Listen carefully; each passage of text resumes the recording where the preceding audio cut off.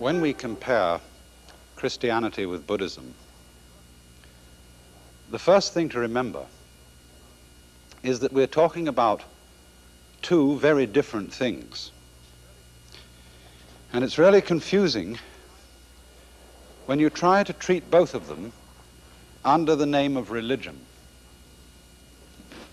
Of course, there are many books about comparative religions, but somehow when you see put together under the same class things which are so different as Christianity on the one hand or Buddhism on the other, it gives me at any rate the same kind of shock I would get as if I were reading a book about geology and suddenly came upon a chapter on birds. And I think the lack of understanding that the functions, the aims of these two traditions are so different. If we could understand this clearly, it would make for a great deal less recrimination between people who like to say, well, my religion's better than yours. You see, the word religion is a very vague word, and it's used for so many different things. And if we will agree to use the word religion for Christianity and for things like Christianity, such as Judaism or Islam, then we would have to find another word altogether for Buddhism, because otherwise the word religion would mean so many different things as to mean nothing. Now, strictly, the word religion comes from a Latin verb meaning to bind back. And thus, the essence of a religion is a rule of life. If you use the word religion in its very, very strict sense, and you say of someone that he's gone into religion, this doesn't mean that he suddenly got converted. It means that he joined a religious order, that is to say, became a monk or a nun. And that is one, in other words, who submits himself to a rule or law of life. On the other hand, Buddhism is not a submission to a rule. And I have called Buddhism a way of liberation instead of a religion. And we can see the difference most effectively if we look at Buddhism and Christianity with regard to their different social functions. A religion like Christianity serves the social function of cementing a community together, giving that community its laws, its principles of ethics, and its common objectives. The function of Buddhism, on the other hand, as a way of liberation, is, as it were, to provide a cure for the inevitable ill effects of making the conventions of a community too strong, making the bonds of a community too strong. We all realize nowadays that it's very unhealthy for a society to be too conformist, to rule out all kinds of eccentricity, individuality, and independent thought. At the same time, it would be equally unhealthy to go to the other extreme and have everybody acting, talking, and thinking at cross purposes. And so in this way, a religion and a way of liberation complement one another. And a way of liberation can prevent a religion from becoming too great a burden. You know, there's a wonderful Chinese proverb which I always enjoy. Do not swat a fly on a friend's head with a hatchet.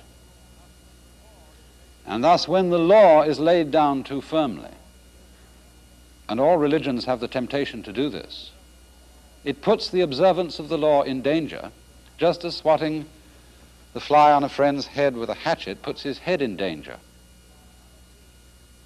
Now you see, a religion, then, as I've defined it, comes into being because of the necessity for someone to lay down the law in order that there shall be a human community.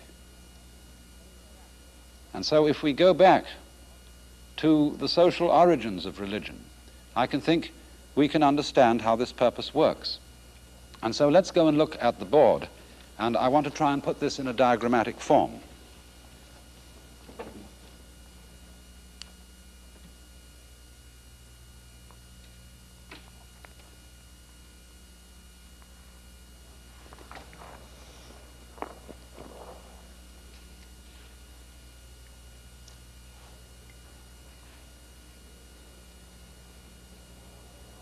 Religions as a phenomenon seem to have arisen historically with the transition from what we might call hunting cultures to agrarian cultures. In the type of life which we'd call the hunting or nomadic culture, we don't really have religion in any institutional sense. Instead of the priest, there is the shaman. And a shaman is a man who has a religious experience of his own. He goes out into the forest and he meditates, he encounters the forces of the unknown, the spirits or whatever it may be. And from his own experience, he acquires his magical powers, which give him a certain respect in the community. And also in the hunting culture, every male member of the culture knows all the culture. In other words, he knows all the arts and skills necessary for survival. But a very different situation arises where a settled agrarian culture comes to birth. And rather naturally, such a culture comes to birth at a place where people meet. You might say at crossroads. And where people meet and settle, they tend, of course, to build a village and a protection round it. A stockade, which not only is the physical stockade, protecting them from enemies and wild animals, but also the stockade of the rules of behavior by which that community must abide. In addition to the necessity for a settled community to agree about ways of behavior and laws, it must also agree about language. But furthermore, in the more complex life of an agrarian community, there must be a division of labor and a division of functions, so that the male members of the community no longer are masters of the whole culture. And we find there is a tendency to divide the specializations or functions of people into four main groups. So that if we look at ancient Hindu society, we shall find the groups named as follows: the four castes. The caste called Brahmana,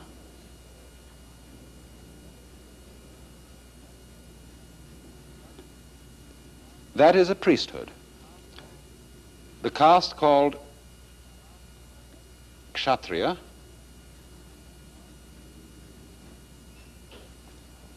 nobility. A caste called Vaishya,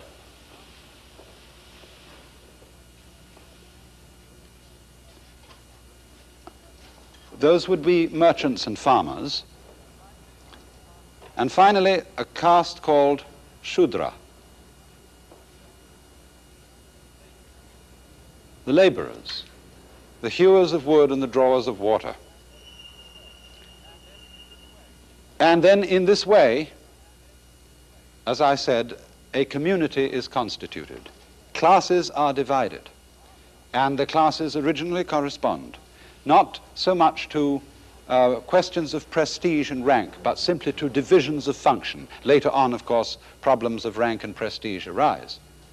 But this is the fundamental pattern of Hindu society, and we can compare it with almost exactly the same fundamental pattern of medieval Western Christian society under the feudal system. For here you have an exactly similar division of functions. the lords spiritual, or the priests, the church, the nobility, the kings, princes and dukes and feudal lords, the agriculturists and merchants called the commons, and finally the serfs, corresponding exactly to the Shudra, the slaves. And so you see that in order to maintain this kind of arrangement, the uncultured individual, the spontaneous type of man who would be your nomadic hunting type, has to submit himself to a rule. He has to be put under a yoke. And so he has to sacrifice himself for the common welfare. And this might be called a kind of cruciformation or crucifixion of man. And thus, in this way, the crucifix, the central emblem of Christianity, becomes a symbol of this particular function of religion. But you will see, when you look at this crucifix, that it has a rather rich quality, that it is almost regal. And this is the situation, you see, when a society and the religion are at one, as when in feudal Europe, Christianity was the religion of the ruling class and of everybody in the society. And so the symbol of the suffering Christ becomes, as it were, identical with the spirit of sacrifice for the common good. And you will see also that if you look at, say, a painting such as this, the Annunciation by Martini, from approximately the same period, that the setting of the personages in the picture is extremely luxurious. Look in at a detail of the Virgin Mary's face and see the rich garment that surrounds her and the glorious aureole behind her head. Not a peasant woman at all, but a queen. And this is the point of view of the artist of a conception of Christianity, when Christianity and the social order are identical. When, in other words, the symbol of the divine being is at one with the social order. But of course, there is a kind of double nature about Christianity in this respect. Because on the one hand, we will speak of Christianity in a society where Christianity is firmly established as being the religion which upholds the society. In other words, to be a good Christian would also to be a good member of the society. But there is something paradoxical in the whole history of Christianity, because Jesus himself was not acknowledged by his own society as being a particularly good member of it. In fact, it put him to death. And this was because he was in the great tradition of Hebrew prophetism. The prophet was always the man who came, a sort of wandering dervish, as a matter of fact, who came in from the wilderness, who came in from outside society to say to the priests and the nobles and the merchants and the serfs, you have fallen away from the will of God, and you are not doing right.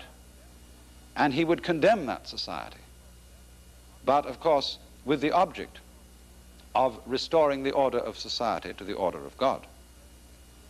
And so Jesus is in a way thought of in Christianity in both these roles, or has been thought of, as on the one hand the upholder and Lord of the Christian society, and on the other hand as the prophet, the one despised and rejected of men, the suffering God, coming into human society in order to change it.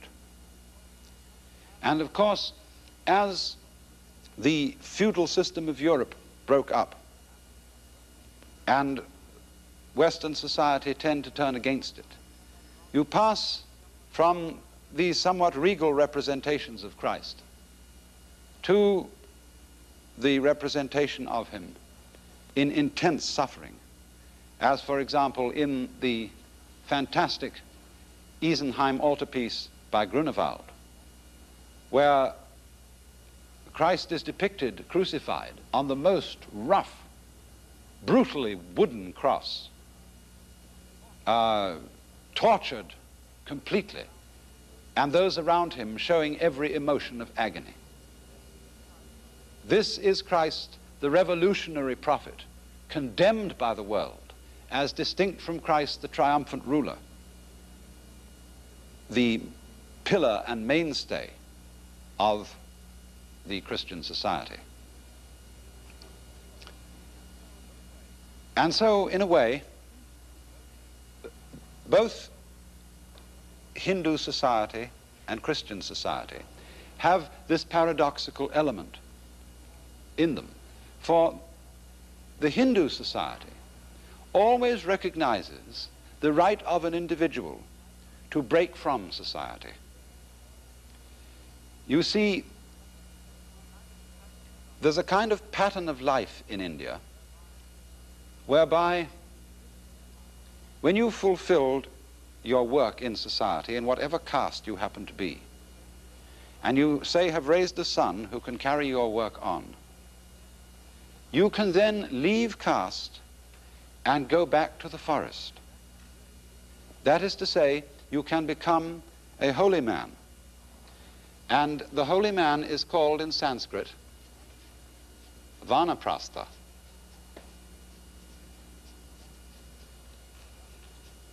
That means a forest dweller. The man who, in other words, returns back again to the state of nature. Only he is a very different kind of man from the man who came out of nature into this. He has undergone a discipline. He has been forced to fit into one of these compartments. He has, in a way, been crucified. And so he returns out of this to find out again who he really is. He no longer identifies himself with the Reverend so-and-so the priest, or with the Lord so-and-so the noble, or Mr. so-and-so the merchant, or Bill Smith the laborer. But he seeks again to find his true identity. And so, in a parallel way, but with rather different ideas involved, in the West, outside these four castes, there could always be the hermit or the cloistered monk outside society. And it's interesting that when the Hindu monk or the Christian monk leaves society, he renounces his class and he takes on a new name. And the character of that name is usually a divine name. He becomes, instead of Joe Dokes, Brother Peter, taking the name of Peter the Apostle. Instead of being Mr. Mukhopadhyaya in India, he comes Krishnananda, the name of Krishna and bliss. He takes a divine name, indicating, you see, a transformation of his personality. He's no longer, as it were, a chopped up person. He's no longer divided, because this division of labor divides man. He becomes again one. He becomes again integrated. He is, in a sense, remembered, having been dismembered.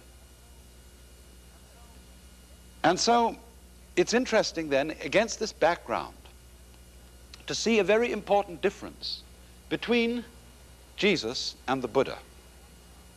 From what caste did the Buddha come? He came from the Kshatriya caste, the class of nobles. He was a prince. He was heir to his father's throne, and he renounced that throne. Jesus was a carpenter and came from the class of the laborers. And this makes an enormous difference. Look for a moment at Rembrandt's conception of the crucified Christ. Here is no regal figure, but a strong, muscular laborer suffering. A man, as a matter of fact, who in the world has never had authority, and who stands always for the underdog, the depressed. And for this reason, the emphasis of Christianity is constantly upon transforming society and improving it and making it better. But look at this very typical face of Buddha, typical of so many Buddha images, because the face is unquestionably regal, aristocratic, calm, but in a way resigned.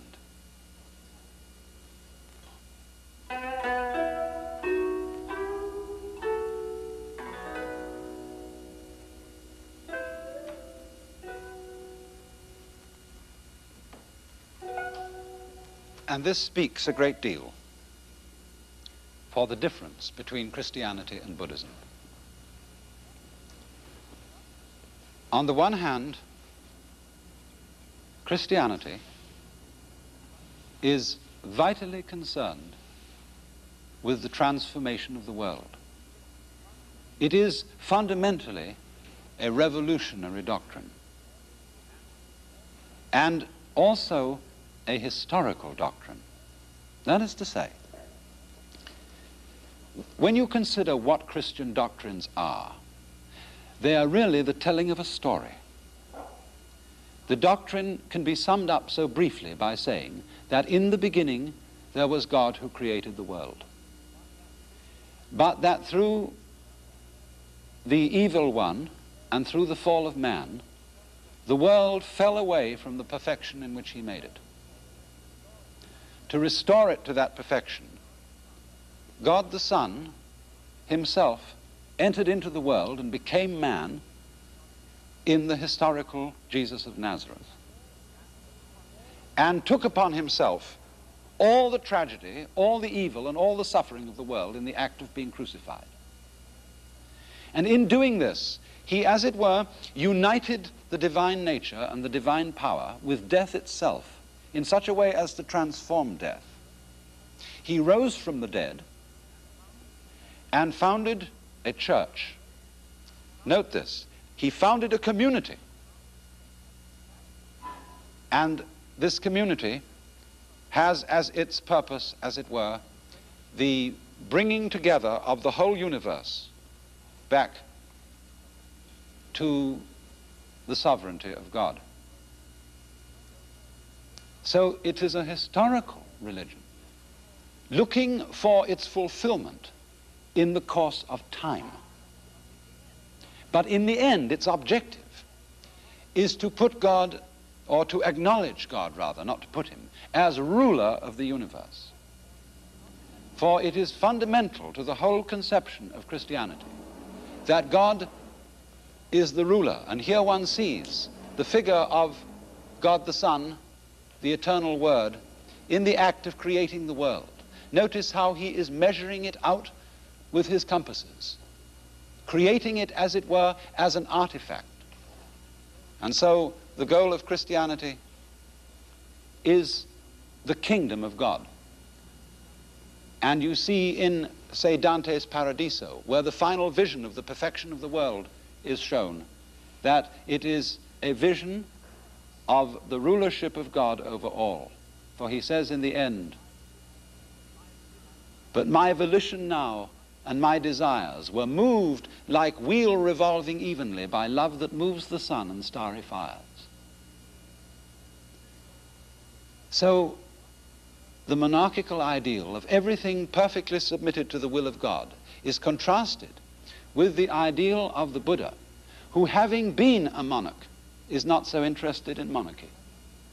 Having been a monarch, he has seen the difficulties of rule and is not anxious to rule. And in the Buddhist conception of the universe, there is no ruler, there is no king, But the universe is self-ruling. It goes by itself. It orders itself. And Buddhism does not look forward to a transformation of the world in time. Yes, it does look forward to a transformation of the world, but not at the end of time, but now, through the overcoming of our self-centered point of view. You know, there's a wonderful old story from India that in the far-off days when men didn't wear shoes, the stony ground was hard on their feet. And a great king said, "Let us sacrifice hundreds of cattle and cover this intolerably rough earth with their skins." But a wise sage at his court said, "No, sire, just kill a few cattle and let us take their skins and bind small pieces of skin to the bottom of our feet so that we shall have protection wherever we go." And this story is rather typical about the different attitudes of East and West to the transformation of the world. The West is like wanting to cover the whole ground with skins, to transform outward events. The East, like putting a sandal on one's foot, to transform one's own mind. So that it is said in Buddhism that when every phase of our mind is in accord with the mind of Buddha, there shall not be one atom of dust that does not enter into Buddhahood. To see the world in a new way by altering oneself rather than changing the world. So that, as the old Zen master Hakuin said,